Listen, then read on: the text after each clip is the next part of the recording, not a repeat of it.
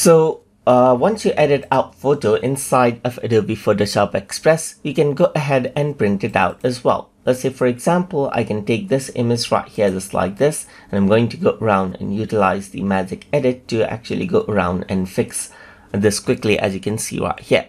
So now let me just go around over here onto other sections as well right here to do some further corrections. So let's just go around onto the corrections section right here and then change around the exposure a bit right here, just like this right here.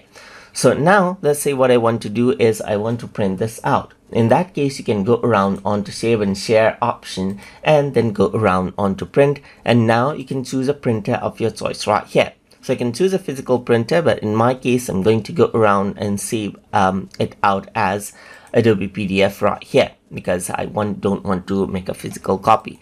You can choose the orientation right here, like portrait or landscape right here, or landscape reverse right here, just like this.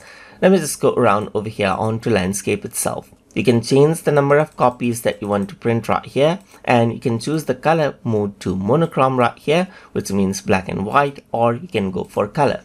You can go for more settings right here as well and choose the type of paper right here and go for paper tray as well, just like this, and choose the color mode around over here as well. Once you're happy, you can go around and press OK right here, just like this. And once you're ready to print right here, then you can simply go around and print it out right here.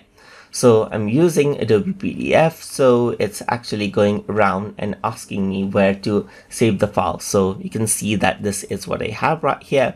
So I'm just going to go around and save it out on my desktop right here. So once I go around and do that, you can see that it is printing out my document right here, just like this. And then there you go, this is my file right here. So if I were to go around and print it out, then it would be printed out just like this, as you can see. And that is how you can print out documents directly from Adobe Photoshop Express. So hope you guys learned something as always.